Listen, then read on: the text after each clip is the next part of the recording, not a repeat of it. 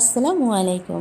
কাছের ও দূরের দেশ বা দেশের বাহিরে যে যেখান থেকে আজকের ভিডিওটি দেখছেন, আশা করি আল্লাহর রহমতে সবাই অনেক ভালো আছেন। আলহামদুলিল্লাহ, আমরাও ভালো আছি। নতুন আরেকটা রেসিপি নিয়ে হাজির হয়ে গেলাম। আশা করি আজকের রেসিপিটি সবার ভালো লাগবে। তো আমি ঘরে যেভাবে তৈরি করি সেই পদ্ধতিটাই কিন্তু আপনাদের সাথে শেয়ার করেছি। খুব সহজভাবে কিভাবে আপনারা পুডিং তৈরি করতে পারেন সেটাই আপনাদের সাথে আজকে শেয়ার করব। তো এখানে আমি 2 কাপ পরিমাণ দুধ নিয়ে নিয়েছি এবং খুব লো মিডিয়াম আঁচে এটাকে জাল দিয়ে একটু ঘন করে নিয়েছি।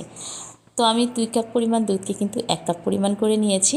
তো আপনারা ইচ্ছা করলে একটু বেশিও রাখতে পারেন।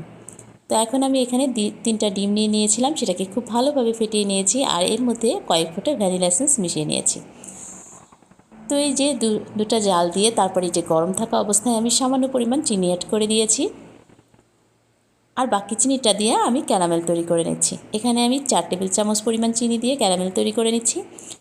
আর এই পর্যায়ে কিন্তু আমি চিনিতে কোনো পরিমাণ পানি অ্যাড করিনি, শুধুমাত্র চুলার আঁচটা লো মিডিয়ামে রেখেই এই ক্যারামেলটা আমি তৈরি করে নিয়েছি। আপনারা যে কালারটা আনতে চান সেই কাঙ্ক্ষিত কালারটা আসার 2 সেট আগে কিন্তু চুলা থেকে ক্যারামেলটা নামিয়ে নিতে হবে, কারণ পাত্রটাও যেহেতু গরম থাকে, খুব বেশি পুড়ে গেলে কিন্তু এই ক্যারামেলটা একটু তেতে তেতে হয়ে যায়। তো এই তো আমি ক্যারামেলের কালারটা আসার জন্য অপেক্ষা করছি। তো একটা সাইডে ক্যারামেলটার যখন কালারটা এসে যাবে আমি বাটিটা একটা সাইডে রেখে দিচ্ছি। এটা ঠান্ডা হতে দিলাম। আর এই যে আমি একটা পাতিল প্রিপারেশন করে নিলাম, এখানে আমি সামান্য পরিমাণ পানি আর একটা স্টিলের চালনি দিয়ে দিয়েছি, কারণ আমার কাছে কোনো স্ট্যান্ড ছিল না।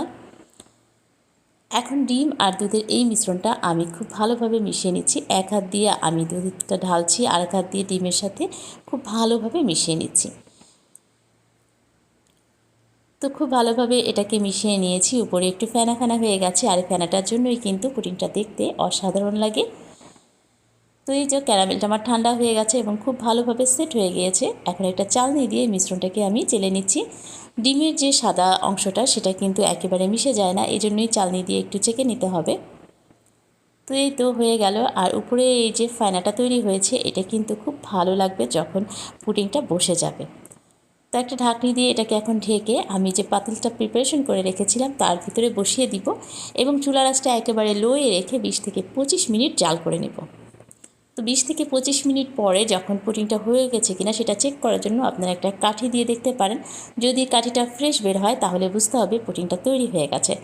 এরপর কিন্তু আমি ঠান্ডা করে নর্মাল ফ্রিজে 2 ঘন্টার মতো রেখে দিয়েছিলাম। এখন মোল্ড আউট করে কেটে নেওয়ার পালা।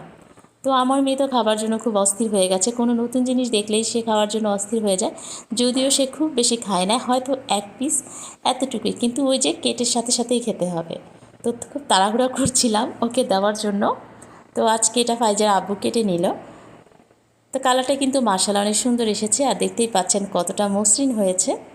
মাশাআল্লাহ। তো আজকের রেসিপিটা কেমন লাগলো সবাই কমেন্ট করে জানাবেন। যদি ভালো লেগে থাকে তাহলে অবশ্যই শেয়ার করে দিবেন। আজ এই পর্যন্তই। আল্লাহ হাফেজ।